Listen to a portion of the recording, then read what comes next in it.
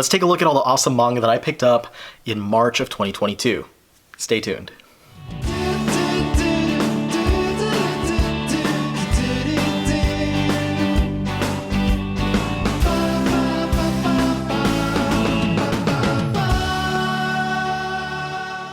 So once again, this video is a little bit late, but I wanted to wait for all of my March orders to come in so that I could show everything that I purchased throughout that month, especially because I know that next month is actually going to be one of, if not my absolute biggest hauls that I've ever done. So I wanted to prepare for that by making sure I got as much as I could in this month's video. Anyway, as always, I'm going to start with new releases, and then from there I'm going to flow into pickups of older items and stuff that I got throughout the month. So let's go ahead and jump on in with the new releases from Viz Media, starting with the Shonen Jump line. So we've got volume 10 of Chainsaw Man. This is the penultimate volume. The first part ends with volume 11, and then there's no real news on when part 2 is supposed to begin, so the next volume is going to be the last one that we have for the foreseeable future. But if you're a fan of Fujimoto, he has been releasing more one-shots and stuff. Actually, one just came out last week that's available to read on the Shonen Jump app, and his one-shot from a year ago, I believe, Look Back, is actually coming out physically later this year. So we still have some Fujimoto stuff to check out, and if you haven't read Fire Punch yet, then definitely go back and do that. Next up, we have JJK. This is volume 15, if I'm not mistaken, yes, of this series. We're getting closer. I think the next volume, 16, is the end of the Shibuya incident arc, so that's very exciting. And then we have volume 22 of Kaguya-sama Love is War. So that one actually should be ending sometime in the near-ish future. I know a new season just started up or is about to start up. Kaiju number 8, volume 2. This is a fantastic series, and of course I'm a huge fan of Kaiju, so I've been loving it since the debut of this series happened when it first popped up on the Shonen Jump app. I was in love with it, and I'm so glad to see that not only is it getting a lot of positive attention from more people now that it has the physical release, but also that it was announced to get an anime adaptation, because I'm sure that's going to be a lot of fun. Then we've got Moriarty the Patriot. This is volume 7, if I'm not mistaken. Yes, this one is really fun, especially if you're a fan of the old Sherlock Holmes stories and stuff. This is great for anyone who's been a fan of any version of Sherlock Holmes. It is a fun series that gives a lot of focus to Moriarty himself, as well as the other characters from that mythos. We've got My Hero Academia Vigilantes Volume 12, so moving right along with that spin-off series. And one of my favorite releases from this month, Sakamoto Days Volume 1. Actually, these are April releases, but I got them early. But anyway, so one of my favorite releases that I got throughout March, that I ordered in March, was Sakamoto Days Volume 1. I've been really looking forward to this series because I absolutely love it. I've been reading it, this one as well, since chapter 1 hit in the Shonen Jump magazine, and it's always something that I really love looking at, and I was so excited to see that it would be getting a physical release. So if you haven't picked this one up, I highly recommend it. It is a fantastic action comedy series with great characters and really fun artwork. So check out Sakamoto Days. And then, of course, Spy Family Volume 7. This one, the anime just started, the first episode aired, and I've been hearing a ton of people just completely falling in love with it, which makes sense because that's the exact reaction that the manga got from people when it started up. So I'm very glad that this is getting positive attention through the anime, and we're getting more fans and stuff, and especially now that the reprints are starting to happen a lot more readily and a lot more quickly from publishers, especially from Viz. Hopefully those earlier volumes are no longer going to be hard to find for fans of the series. Now let's go over to the Viz signature line, because I've got a lot of really cool stuff here. First off, we've got the first volume of Alice in Borderland. This collects the first 2 of the 18 volumes, so there will be 9 of these. This is by Haro Aso, the same writer as Zom 100, which is another series that I'm really loving right now. And I really like that it looks like there's going to be a connecting image across the spines, so I can't wait to see how this looks when we get all 9 volumes together. Next up, we have volume 17 of Beastars. This has always been one of my favorite series. Every volume that comes out, I absolutely love. And I'm excited because we're a handful of volumes away from the end of the series, so I can't wait to finish that one up, finish it in my collection. We've got volume 19 of Children of the Whales. I think like a couple months ago I got the first 18 volumes in, I think it was from like the holiday sales and stuff that Right Stuff was doing, so now we've got a new volume of that one, number 19, to add into the collection. Hell's Paradise volume 13, the final volume of this series. I know the anime's coming up around the corner. Hopefully the earlier volumes of this one that were out of print and hard to find are coming back and making it easy for people to pick the series up ahead of the anime or after the anime starts. If you watch that and you're really into it, hopefully it makes it easy for you to pick this one up. They get those reprints out, but 13 is the end, so it's not a super long title. 13 volumes is good for people who don't want to. I have friends and stuff who don't like collecting super long titles, so 13 volumes is a nice length. Fantastic, dark fantasy action series. If you're into that kind of thing, definitely check it out if you haven't already. And then Mezonikoku from Rumiko Takahashi. This is volume 7, a lot of volume 7s this month, of these new collector's editions of the run, and there's going to be 10 of these in total, so we're getting towards the end of this as well. Really love Rumiko Takahashi's work. I've been really enjoying reading this series for the first time, and the presentation of these volumes is just fantastic as well. Viz really did go all out to try and provide a really wonderful presentation for this classic series. And then a josei title from the signature line, Oku, volume 19. This is the final volume of this series. I also got the first 18 volumes of this series around the same time that I did Children of the Whales, so I was very excited to be able to catch up with that one before the final volume came out, and now I have the whole series on my shelves, which is fantastic. And then we've got volume 4 of the hardcovers for Fist of the North Star. This series has been a real joy to read. I've been reading it for the first time through these hardcovers, and it is just fantastic, brutal, gruesome action. If you're into stuff like, the Mad Max movies, or if you're into JoJo's Bizarre Adventure, especially the earlier, like the first 3 parts, then definitely check out Fist of the North Star if you have not yet. And then finally, from the signature line over at Viz, I've got volume 1 of Orochi from Kazuo Umez. This one was highly anticipated by me. I experienced my first Umez story, at least that I can recall, with Drifting Classroom when they released the new hardcovers for that, and I'm very glad that they've followed that up with another hardcover set for Orochi. Orochi, though, had never before been released entirely in English. I think they covered the first 2 volumes, which the first 2 volumes are in this hardcover, but they never released the rest of the series. But there will be 4 of these total to make up for the entire 8-volume series. It'll be the first time that it's published in its entirety in English, and I'm hoping that it's not the last series that Viz decides to focus on when it comes to Kazuo Umez. I'm hoping they go back, because he has a huge catalog. He is one of the most legendary horror creators in manga, and I would love to see him get focus similar to what they've been giving to Junji Ito, especially to re-release some stuff that's been released but is very out of print, like what was it called, Cat Eye Boy. That would be fantastic to see. All right, so moving on, next let's look at the books that I got from Kaidansha. All right, so first up from Kaidansha is Orient. This one, I think I said before when I was talking about the 7th volume, this is volume 8, that I was on the verge of dropping it, but volume 7 finally turned it around for me. I gave this one way more opportunities than I usually do, because I usually drop something if I'm not feeling it after like 3 volumes. But I think just because of the pedigree of the creator of this series, I wanted to give them a little bit more of a chance. And I'm glad that I did, because Volume 7 and Volume 8 right here have been really fun. I'm really glad that I stuck with it a little bit longer. And then we have the 7 Deadly Sins, 4 Nights of the Apocalypse, Volume 2, following up that one with Shaman King. This is the 8th 3-in-1 volume. Collecting 22, 23, and 24. So we're getting close to the end. There will be 12 of these total, because they will be going into those last 3 volumes that were never before released in English, back when Viz had the license and released it as part of their Shonen Jump line.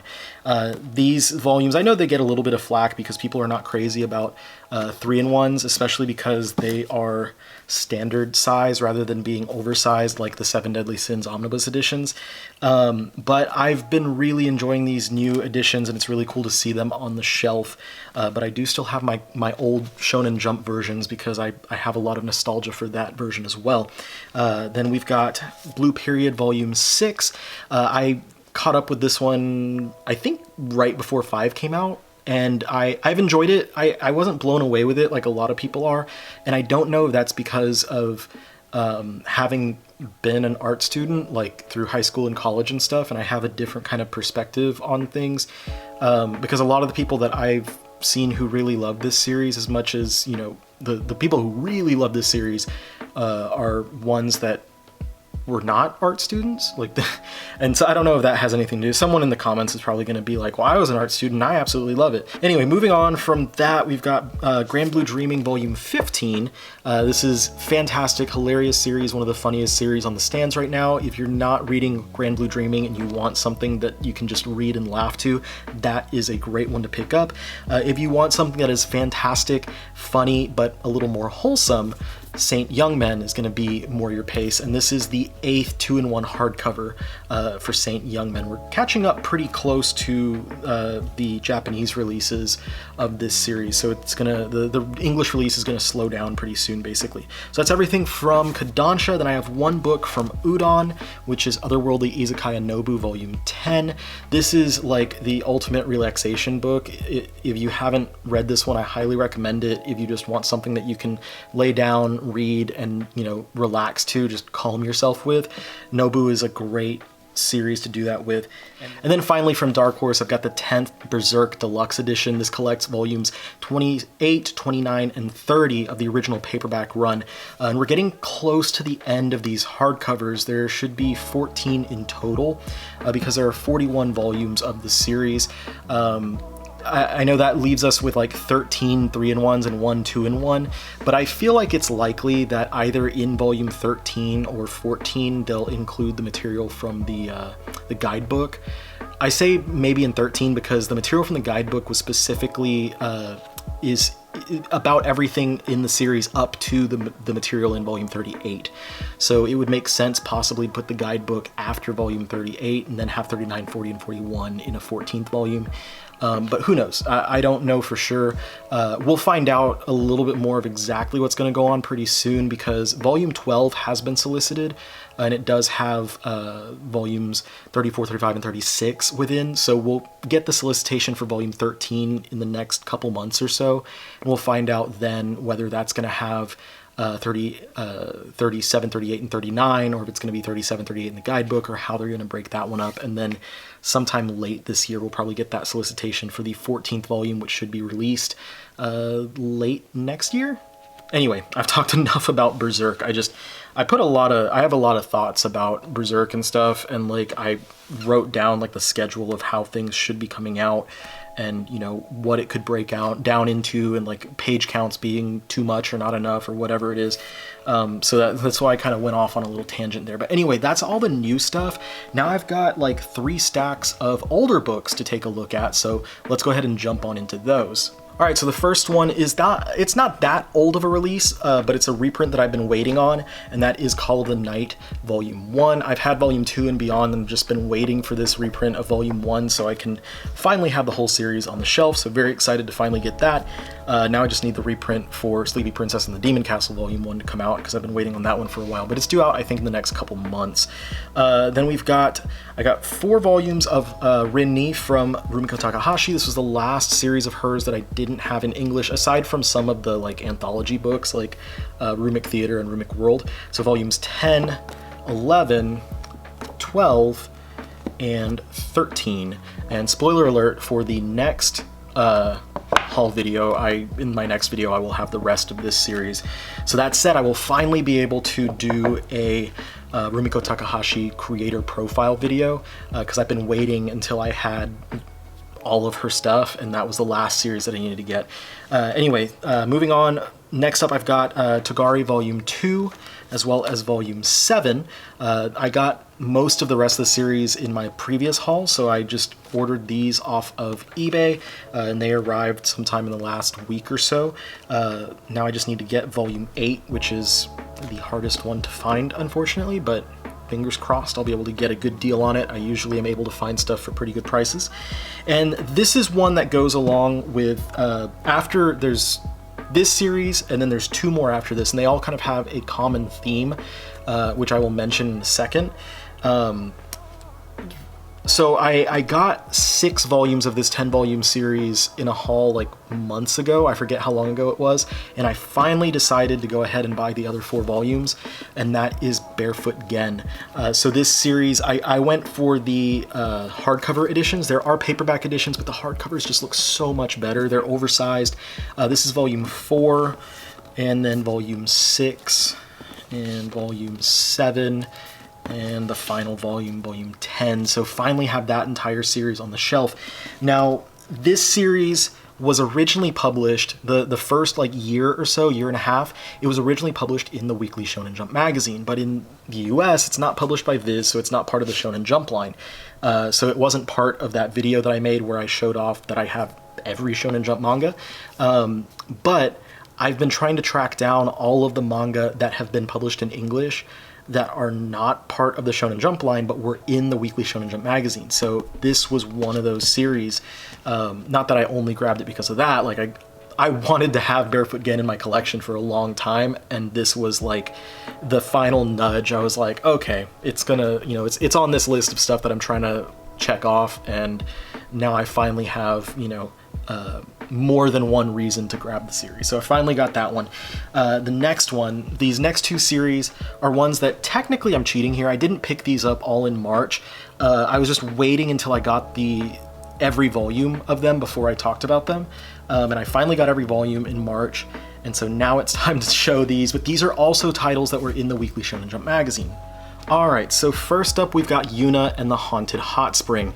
This was in the magazine, in Weekly Shonen Jump, semi-recently, and that was volume 1, and I've got 1 through 18. I'm just going to show them while I'm talking. It was in the magazine fairly recently, but when it got released in English, it was picked up by 7 Seas because it is a more mature title, and it's under their Ghost Ship line. So if you know anything about Ghost Ship, you kind of know what to expect from that. So this one was supposed to be pretty difficult to pick up according to some people, and so when I had this on my list of like series that were in the Weekly Shonen Jump magazine that I wanted to pick up, you know, because they were not in the Shonen Jump line, I was thinking that this was going to be one of the last ones that I was going to pick up because of how difficult people were saying. And looking on eBay at, you know, the prices of like full lots of this series, people were selling for like stupid prices, and it kind of, you know, put me off from actually picking the volumes up until I looked a little bit further, and I was like, you know what, let me see just how hard it actually is going to be to grab this series. And I wound up not actually having that much trouble finding every single volume for cover price or less with just a little bit of patience. So it did take me a couple of months to get every single volume, but once the ball started rolling, like, honestly, there was maybe 1 volume that I had to, I think it was just 1 volume that I had to wait on a reprint for, and everything else was either readily available on somewhere like, you know, Right Stuff or Barnes & Noble, or I know I found the first 6 volumes in a lot on eBay for less than cover price. It was like 6 books for $10 a piece, so like $60. And each of these is like a $14 book or something, or a $13 book. So yeah, I saved a decent amount on that. And then, you know, obviously the newer ones, I just bought those as they were coming out more recently. This one has a total of 23 or 24 volumes. There are 18 of these volumes available right now in English, so we are coming to the last, you know, several volumes. Volume 19 is actually due out this month. That was volume 18 right there. So it's going to be wrapping up pretty soon. And there's another series that is actually in the Weekly Shonen Jump magazine right now that 7 Seas just recently picked up that is also going to be in their Ghost Ship line. And that is Kentaro Yabuki's Ayakashi Triangle. So that one's going to be coming out pretty soon. It was announced like last month or something, so it's going to be coming out pretty soon. Anyone who's a fan of that one gets to add that into their collection. And I wanted to bring that up because the last series that I have in this haul is also by Kentaro Yabuki, and that is To Love Rue. Now, I don't know, because I know that people are going to wonder, I don't know if I'm going to be picking up Darkness. I know that Darkness is a little bit more than the original series, but To Love Rue was in the Weekly Shonen Jump magazine. And I remember back when I was in like high school and I was collecting Black Cat, I always wondered, like, you know, about reading this series and like why it wasn't published in English and stuff. And finally, like, into adulthood, we finally got English versions of it from Seven Seas, but I never picked it up. I never picked the series up, and now this was another one similar to Yuna and the Haunted Hot Springs that I had heard was really hard to track down, and it just took some patience. Like I looked, you know, at my normal sources, went to Right Stuff, went to eBay, went to Amazon, Barnes & Noble, and just looked everywhere and saw, you know, what was available and what wasn't, and it got down to basically there being 2 volumes left that were unavailable anywhere, and on like eBay and on Amazon the prices were just stupidly sky high. And so I just waited, had a little bit of patience, and after, you know, a couple of months, finally, like I feel like it was like back to back, like 1 week one of them was available, and then a few days later the next one that I needed was available, and I was like, cool, I finally crossed it off the list. It is done. Now if I read this one and I absolutely love it, then I'll probably wind up picking up To Love Rue Darkness. I don't know at this point though. I'm not sure how I'm gonna feel about it. So we'll see. But all of those series, like I said, they were Barefoot Gen, Yuna and the Haunted Hot Springs, and To Love Rue, and also Ayakashi Triangle. These are all series that were in the Weekly Shonen Jump magazine, at least partially for Barefoot Gen. But whenever they came into the US, for one reason or another, some of the reasons because of the maturity level of these series, but for one reason or another, they wound up being published by other publishers. And so I'm trying to put together a video where I talk about all of those series that are available in English, either partially or fully, that were published either under different lines from Viz Media, like something like Video Girl I or Bastard, or from different publishers, like the ones that I've shown in this video today. Just talk about those ones that were in Weekly Shonen Jump but are not part of the Shonen Jump line from Viz Media in English. I think that it'll be a fun little video to make, but I don't think I'm going to track down every single volume of every series. Specifically, like, looking at what I have left, it's really just Bastard and one other title, and I don't know that I'm going to be able to get all of Bastard anytime soon because those volumes are pretty hard to find. But at the same time, I'm hesitant because it is incomplete. Like, the series itself is on hiatus in Japan, which if you watch my previous videos and stuff, you heard me talk about that. But it also was discontinued in the US, so we don't even have the entirety of the series up to the point where it went on hiatus in Japan. We have like 1 through 19 out of 27, and I'm not about to spend a mint. Like, I don't spend over cover price to begin with, but especially not on something that is incomplete in the US. Like, it just doesn't make that much sense to me. So whenever I do make that video, it's not gonna likely be with as much fanfare as my, like, I collected everything from the Shonen Jump line video, because with that one I was like, you know, I got everything. It was checking down the list. But I think for this one, it's just going to be, as long as I have some representative of that series in my collection, I'll feel good about talking about it. So the main thing with that one is I just need to figure out what to title that video, because it's something that I've actually been working on, like, silently in the background for a while, collecting these titles. And now I'm, you know, actually talking about it and letting you all know about what I'm doing. So I'll figure out a title for it. I'll put it together and release that video at some point in the near-ish future, once I wrap up collecting a couple more things. But that's it as far as the haul goes. So a decent amount of stuff. Like I said, this is kind of cheating because To Love Rue and Yuna and the Haunted Hot Springs, I did not collect all of those volumes this month. I just finished collecting the series this month. So technically I got a little bit less this month than what this video makes it out to seem.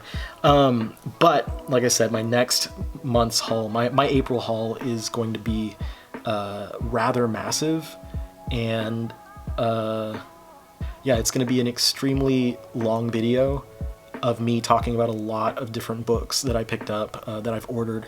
So look forward to that one. I wasn't planning on making any more huge hauls, but sometimes things happen, and that's how it went. Anyway, thank you so much for watching this. I'm sorry my voice seems a little hoarse right now. I've been a little bit under the weather this week, and so now, like, talking to the camera, I can actually, like, feel it a little bit more, and I'm like, people are probably going to notice that. So I apologize for that, but thank you so much for watching the video, for spending the time with me. I hope you enjoyed it. I hope you enjoyed seeing all the books that I picked up. Let me know if you picked up any of these books as well during the month of March or this month, because I know I have a lot of like early releases from April. My hair just keeps not doing what I want it to do. That's why I wear a hat sometimes, is just to keep my hair from flopping around. Anyway, let me know what you picked up. You know, I'm really excited about a lot of these books. I've been really behind on my reading, so most of these things, whereas usually I'm like, oh, I already read this, I already read that, most of these I haven't. And I'm very excited to dive into a lot of these, especially the new series that I've been waiting on coming out. So that's it. That's everything I have to say today. Thank you so much for spending time with me. Thank you for listening to me ramble on about stuff. And if you have not yet subscribed to my channel, please go ahead and do so. Hit the subscribe button and the bell so you're notified of all the awesome content I put out every single week. And with all that said, again, thank you for watching, and I will see you all on the next one. Peace out.